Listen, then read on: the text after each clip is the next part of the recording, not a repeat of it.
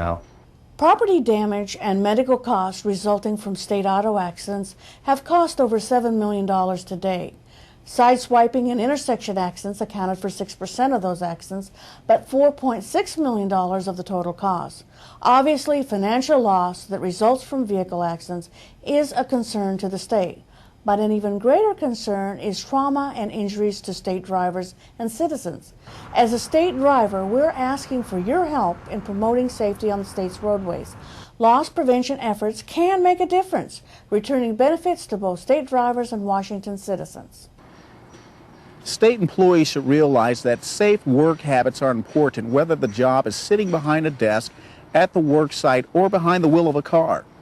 Bottom line, accidents create many negative impacts that can be avoided with attention to basic safety and loss preventive precautions. So, let's take a look at some preventive measures that state employees can do to make their driving trips both safer and less stressful. Safe driving starts before we even hit the road. One of the most significant factors affecting safe driving is leaving enough travel time. Travel time is a legitimate part of your workday, and you should plan for as much time as needed to get to your destination safely.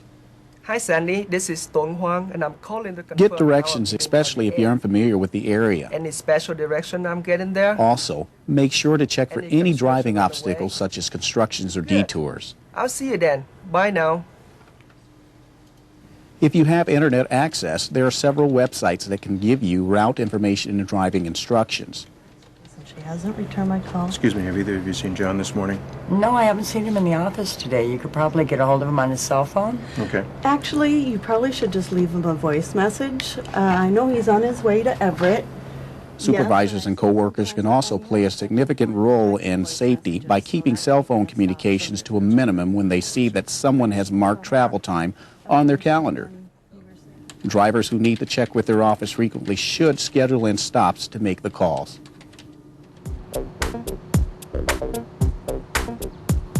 The motor pool is the next opportunity for you to protect yourselves and your passengers. You should feel comfortable in the type of vehicle you will be driving. If you're checking out a vehicle that is substantially different than the one that you normally drive, make sure you're aware of the differences. This SUV, for example, has a different feel and center of gravity than a compact car. Warning, in high wind situations, it will handle differently. After you've selected your car, you should inspect the exterior to look for signs of damage and anything that might be a safety hazard, such as a broken tail light or severe cracks or chips in the windshield. Check the tires to make sure they are properly inflated.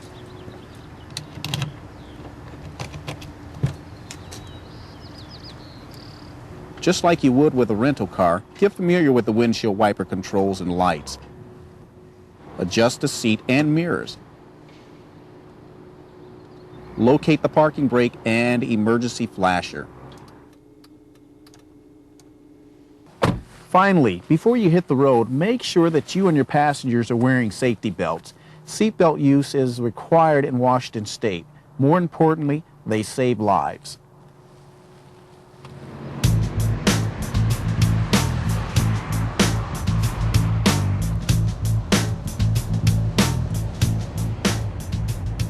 Once you're on the road, obey all the state driving laws.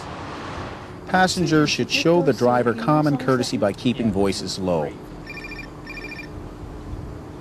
When talking on cell phones, keep conversations short. Diana, could you get the water out of my purse, please? Sure. Avoid any actions which may require the driver to take his or her eyes off the road, such as handling documents or food and beverages.